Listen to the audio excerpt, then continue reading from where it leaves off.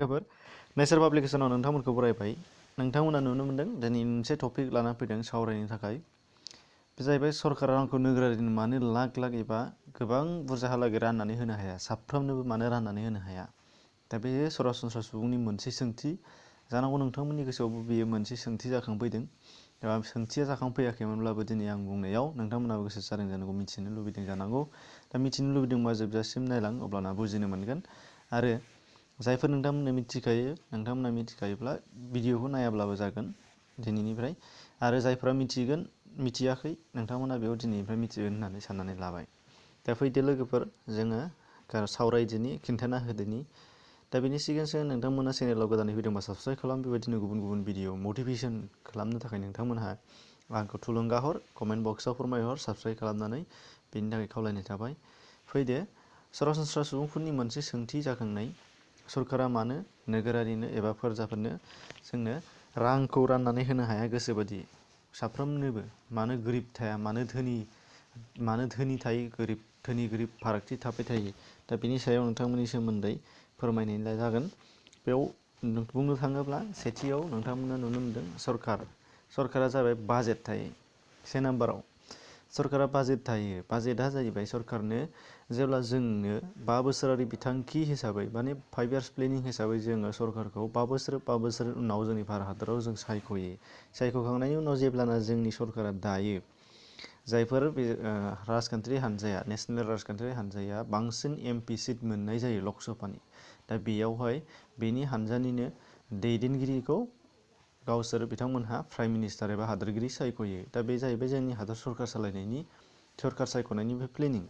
दा बे प्लेनिं खालामखांनायनि उनाव जेब्लाना सरकार दानो हानाय जायो 5 बोसोरनि उनावहाय, दा बेयावहाय बिनि उननि समावहायनो हथात दान मोनसेनि गेजेरावनो बिथांमोनहा बाजेट सिजन खालामनानै जथुमनाय जायो। दा बे बाजेट सिजनखौ नोंथांमोना जायफ्रा मिथिखायो बेखौ बुजिखाबाय जानो हागौ। दा बे बाजेट सिजनाव ओरैबायदि खालामनाय जायो, बिथांमोना 5 बोसोरनि थाखाय एबा 1 बोसोरनि थाखाय गासै रां खरस खालामनो थाखाय बेसेबां बाहायनो मोनगोन बेखौ थि खालामनानै दोनखायो। आरो बबे खोन्दोआव, बबे बिथांखियाव, बबे बिफानाव, बबे मिनिस्ट्रियाव बेखौ बेसेबां रां बाहायनो मोनगोन बिनि सायाव राननानै होखानाय जायो। दा बे हिसाबजोंसो बिथांमोनहा बेखौ मावफुंनो गोनां जायो। जुदि बिथांमोनहा 1 बोसोरनि थाखाय बाजेट जथुमनायाव जेसेबांनाखि बाजेट लादोंमोन बेनि सिबां बारा जानांगौबा, एक्सपेन्डिचारा बारा जालांनांगौबा बिथांमोनहा लनसो लानांगौ जायो, लन लानो गोनां जायो। आरो लनखौ सुख'नो थाखाय बिथांमोनहा बायदिसिना टेक्स फोनांनो गोनां जानानै फैयो। दा बेनि थाखायनो बिथांमोनहा जोबोद हुसियारै रांखौ बाहायनो गोनां जायो 1 बोसोर बा 5 बोसोरखौ सालायलांनांगौनि थाखाय।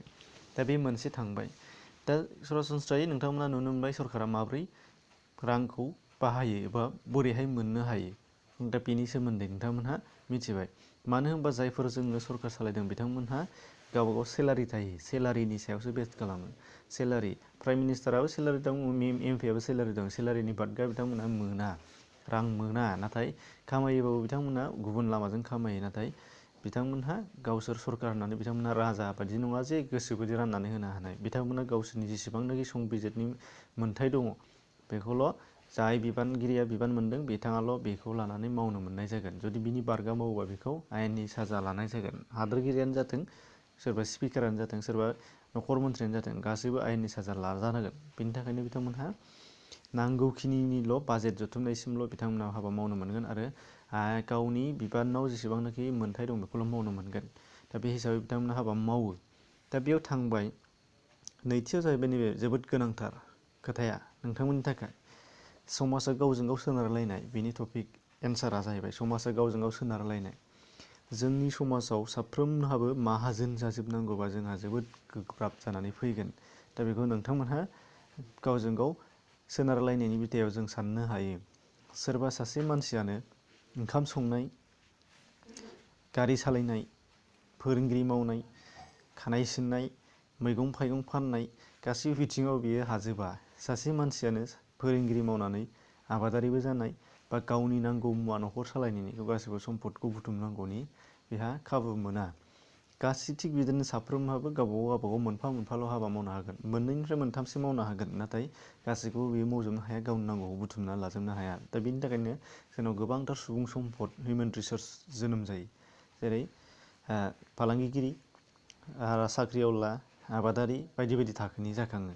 दा खोथाया जाहैबाय जुदि सरकारा गासैनोबो साफ्रोमनोबो लाख लाख रां राननानै होबाय बा मा होनो गोबांथार बिबांनि रां राननानै होबाय बयनिबो थाखाय, दा अब्ला सासे खानाय सिनग्रायाबो खानाय सिननाय नङा, बेहा गावहा दङ। सासे आबादारिया आबाद मावनाय नङा, बेनाव गावहा थोजासे दंखायो। सासे फोरोंगिरियाबो फोरोंगिरि हाबा मावनाय नङा, गावहा थोजासे दंखायो। अब्ला समाजा बोरै जागोन? सासे खानाय सिनग्रा गैयाबा सोर खानाय सिनगोन? सासे आबादारि गैयाबा बबेनिफ्राय मैगं फैगोन? सासे फोरोंगिरि गैयाबा बबेनिफ्राय फरायसालि थांगोन? सासे ड्राइभार गैयाबा बबेनिफ्राय गारि सालायग्रा ओंखारगोन? दा बेबायदि खोथा फैयो। बेनिखायनो नोंथांमोना बेखौ मिथिनांगोन जे समाजा गावजों गाव सोनारलायनांगौनि थाखाय रांखान्थिया बयनावबो समान थानो नाङा, थानोसो नाङा, थानांगौ नङा, थानोसो नाङा। थोजासे बिबांनि थायोब्लानो जायो, गावबा गाव बेखौ गावसो आरजिनानै लानांगौ। जुदि बेखौ समान मोन्थाय बयहाबो थायोबा बेयो माब्लाबाबो मोनसे समाज जानानै फैया, उल्थायै बेयो जस्ल'लांगोन। मानो होनबा जस्ल'लांगोन? जेसेबां हादरा जौगाखांनाय बेयाव जुदि बेबायदि बयहाबो समान जौगाखांनायनि थाखाय बयहाबो थोजासे धोन दौलद थायोबा बे हादरा गोदोलांगोनसो, आगा फासासो थानांगौ। अर्थात धोनि गोरिब ज'सो जानांगौ, अब्लासो मोनफ्रोमबो गुबुन गुबुन बिथिंनि हिउमेन रिसर्स बा सुबुं सम्पद जोनोम जागोन, खामानि मावग्राफोर ओंखारो। दा ज' बयबो थाजोबोबा बियो गोदोलांगोन। माबोरै गोदोलांगोन? नोंथाङा साननानै नायब्ला नुबाय, बे खोथाखौ आं बुंलांखाबाय। जुदि नोंथाङा आबादारि गैयाबा, बयहाबो आबादारिफोरनावबो गोबां रां दंबा, जमा थाबायबा, बे आबाद मावाब्ला बबेनिफ्राय मैगं थाइगं फैगोन? जाखिनि ओंखारो बेनि बेसेनानो बारा जागोन, अब्ला बेखौनो सेलायलायनाय जागोन। सासे खानाय सिनग्राया साफ्रोमाबो माहाजोन जानाय लोगो लोगो सोर खानाय सिनगोन? सोरबा सासे ओंखारगोन, बेनि थाखायनो बेयाव गोबां होसोलायनाय जागोन, सेलायलायनाय जागोन।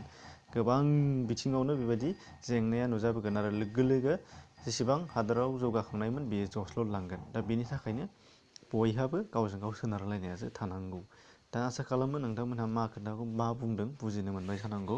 दा बेनि थाखायनो नोंथांमोननिसिम फिन खेबसेबाव बुंबावनाय जादों, सरकारनिया बाजेट थायो, बाजेटनि सायावसो बिथांमोनहा एक्सपेन्डिचार रांखौ बाहायनो हानाय जायो। बेनिफ्राय समाजा गावजों गाव सोनारलायनानै थानांगौ जानानै फैनायाव गोजौ गाहाय, धोनि गोरिब थाथारनांगौ।